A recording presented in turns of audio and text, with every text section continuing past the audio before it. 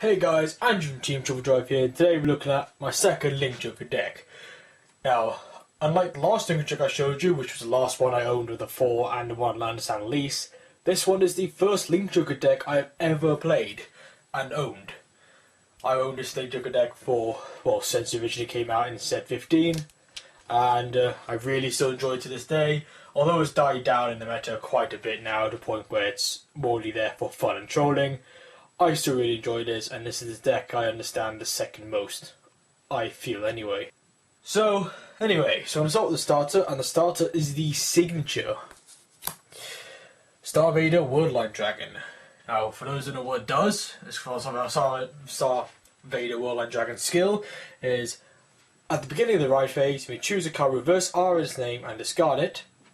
Then you may check top 5 cards of the deck for a Link Joker card, and add it to hand. And then you continue with the ride phase and continue to turn as normal. So this allows you to, if you're already stuck on a card, you need one badly, you can ditch your reverse R unit, check top 5 cards of the deck, and hopefully get the Link Joker you need. I usually do use this if I don't have Glendios or Magna Hollow or the other Grade 1 or Rubidium, but then either way, it adds a plus to hand regardless anyway.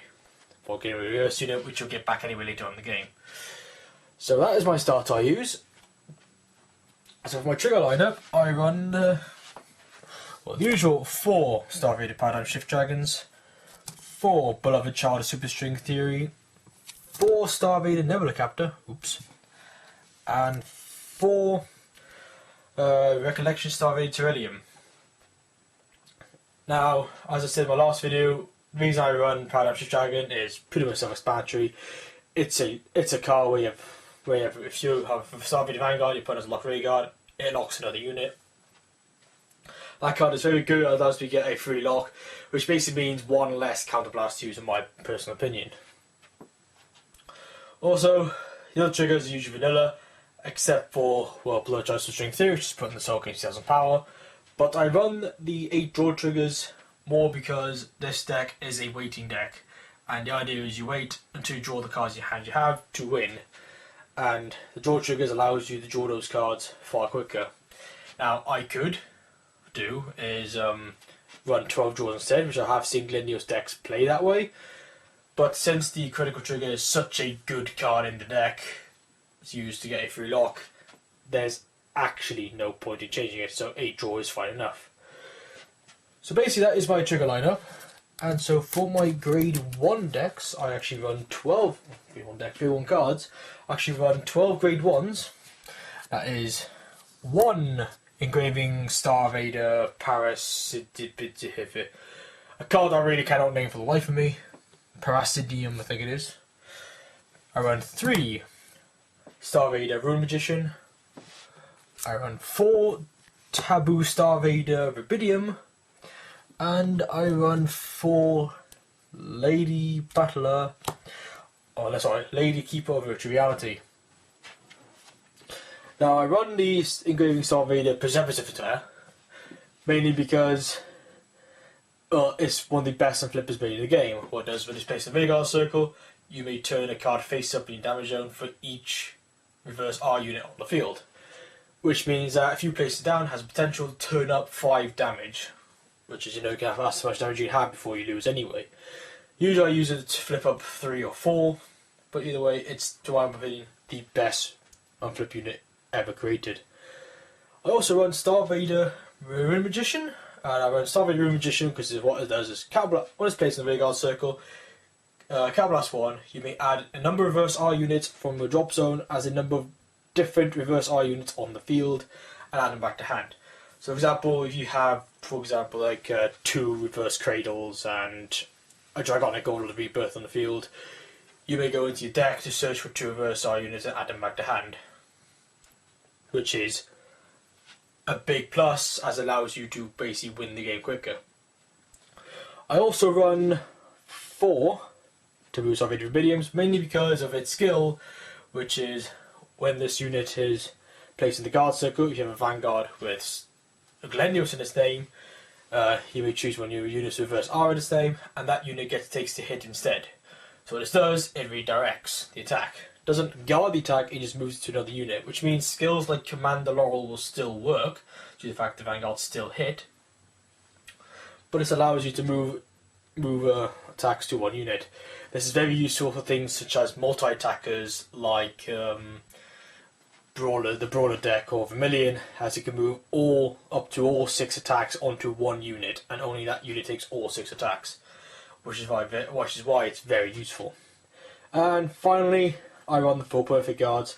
Now I run Lady Keeper of the Virtual Reality because it is a perfect guard, not a unflipped perfect guard, due to the fact of its skill, which is 1, discard a card instead of Prometheum's discard a Link Joker card, and allows me to guard rear guards, which I will talk about more in detail in a story that I'll tell you about after I do the deck profile. That is my grade 1 lineup.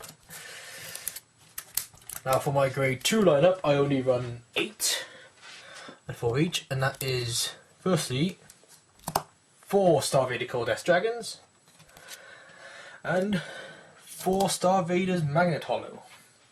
Now the reason I run 4 Cold Death Dragons is, well, self-explanatory as I said last time. It basically makes your opponent top deck a locked unit. Now this is far better, more core to the Glendios deck, because this card backs you up when Omega Loop Glendios doesn't fully work out. It is 1 counterblast, it's quite heavy cost, but if it gets you to auto win, it's worth it. It's worth extra counterblast. Also, I run Star-vader Magnet Hollow because this card is one of the core cards I find to get you to the auto win condition. What it does is, when the attack hits, you may counterblast 1, search your deck for a reverse unit and add it to hand, and shuffle your deck afterwards. This means that this will get you an immediate reverse plus in hand to make the auto win quicker. And also allows you that if you haven't got a grade 3 Glendios, if you've got Glendios in hand, you can next turn discard to find Glendios. So many pluses you can do with this card, it's amazing. Anyway, so that is my grade 2 lineup. Grade 3 lineup, I run the following. I run 4 Star-vader Mega Glendios, 3 Star-vader Reverse Cradle, but the reverse R in it. I run 6 different reverse R units, one of which is SP, the Dragonic Lord of Rebirth SP. Now I run Star-vader Omega Glendios because, well, it is the card that makes the entire deck function. Without this card, the whole deck falls apart. And it has 4 skills, 2 of them are Limit Break, and actually one of them is an Ultimate Break. And its bottom skill is all reverse units on the field, or all reverse R units on the field, gain an additional 4,000 power when during that turn. So in other words, you can use it to basically turns 11Ks of 15k attackers, which are useful to attack the opponent's rear guards of Vanguard. Also, Glendios' secondary skill is when a reverse R unit is placed in the rear guard circle, you may choose one of your opponent's rear guards and lock it, which means there's an instant free lock right there as soon as you start your main phase. Well, as you call unit down for your main phase. And it's got Limit Break, which is counterblast 1, discard a reverse R unit, and all cards are locked during that turn, or are already locked during that turn, cannot be unlocked at your opponent's turn. Which allows you to keep locking, which allows to make Omega locking and auto winning far more viable option. And finally, it's got Ultimate Break, which requires 5 damage, and its skill is when you're at the beginning of your main phase, if your opponent has 5 or more locked rear guards, you win the game. Which is, in the end, is exactly what you are after in this deck. I think this card is pretty amazing, and it's still feared to this day, and I really like it because of that. I also run 3 Star-vader Reverse Cradles, because it is the best backup to Glendios, because 1 is a reverse unit itself, so it works really well with Glendios, and 2, it allows you to be used as a backup in order to wait for get Glendios itself. And it's got 3 skills, which is 1 is obviously the Lord skill, because of course it will. 1 is a skill in the Vanguard circle, which is all reverse units become Link Joker, or reverse R units become Link Joker. which is the same skill that Glendios has, which allows it to make reverse units able to attack to get rid of the Lord ability altogether. And it's got Limb Break 4, which is when a reverse unit is placed in a rearguard circle, you may choose one of your opponent's rearguards, lock it, and that rearguard gains 5,000 at end of turn. So it turns 11k reverse R attackers to 16k, which means an extra 5k to guard with. Unless you're playing cards like Nouvelle Vague or that narrow Kami card. I can't remember what it's called. And I run 6 different reverse units, mainly because the more different reverse units you have on the field in your deck, or reverse R units you have in your deck, the better it is. If you guys want to know what it is, I run Luquia, Venus, Ashley, Ramiel, I think it's called. Can't exactly remember the Angel Feather one. Maelstrom and Dragonic Overlord Rebirth. They're the reverse R units I run in the deck. That's my grade 3 lineup. For my Stride lineup, for my main attacking Stride lineup, I run 4 Death Star-vader Mega Glendios. Apologise. I run 4 Nebula Dragon Big Crunch Dragon and 3 Genesis Dragon Amnesty Messiahs. Now, Nebula Dragon Big Crunch Dragon is exactly what you think it is. It's I use it to do the Omega locking and column like a Chaos Breaker, but I use it to help with Death Star-vader skill. Death Star-vader, Mega Loop Glendios skill, make it far easier to do. Genesis Dragon Amnesty Messiah, I use it as a first stride and Link Joker counters. That's really what it's there for. And also I do run 4 Death Star-vader Omega Loop Glendioses.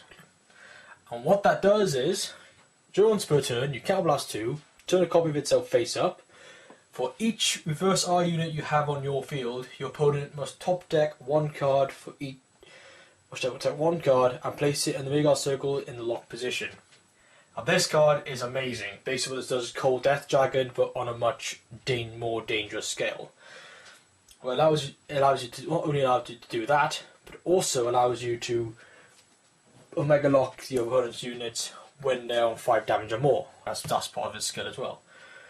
Which means when you stride in this thing, you've pretty much won. Unless your opponent has a trump card to get around it, you've pretty much won. And the great thing is, they know this card is coming on the Vanguard circle, but they don't know when, and until it comes on, it scares them. But anyway, that is my attacking Stride lineup. For my G Guardians, on the other hand, I run 2 Metal Element Scryu and 3 Dark Element Dismal. Now I run this lineup purely because, well, there's nothing else. There's no Link to G Guardians worth actually playing with. I use these to basically get what I need to do.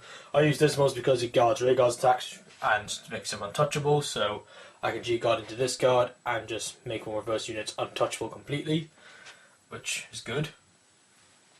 And secondly, I run Metal Element Screw because you're not going to call your rearguards to the field, and do the amount of draw triggers you have a large hand, which allows you to discard cards, so you can basically discard a reverse unit if need be, and then using Ruin Magician you can get it straight back for later on.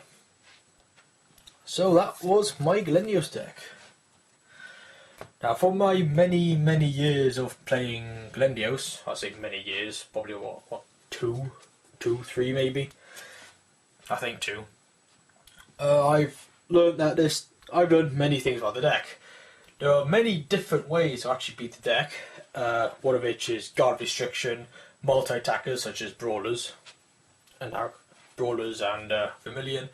There's the early rushes such as Aquaforce, old Aquaforce anyway, and unlocking units such as Ezel and the Messiah deck. I think there's one more so I can't exactly remember, and I found the most basic tactic to beat this deck is quite simply, you never attack the Vanguard.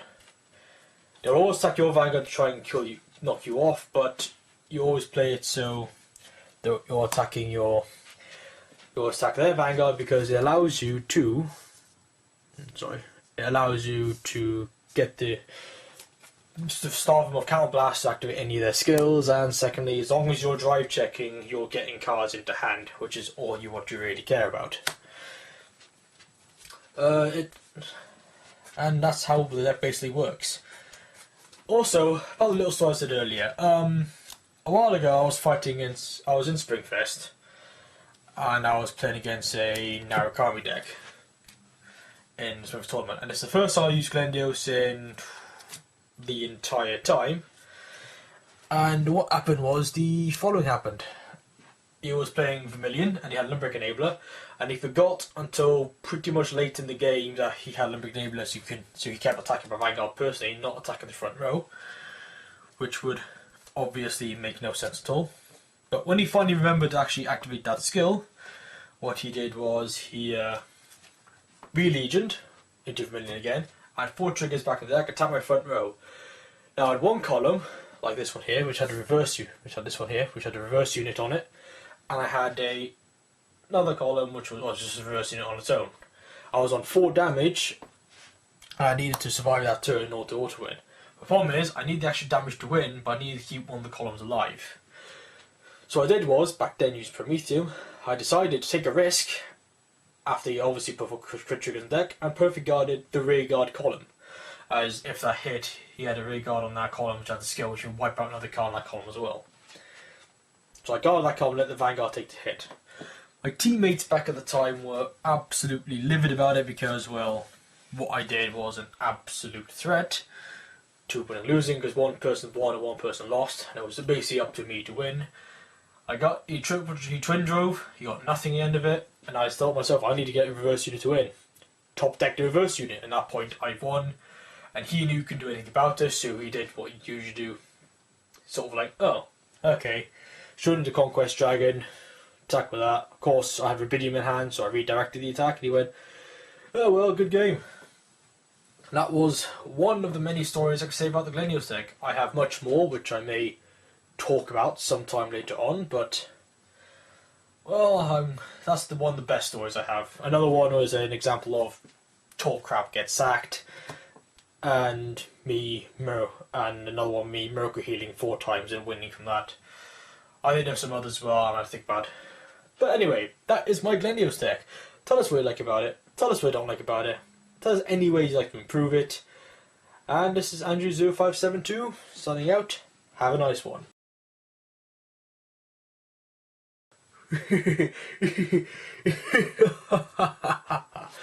Messiah.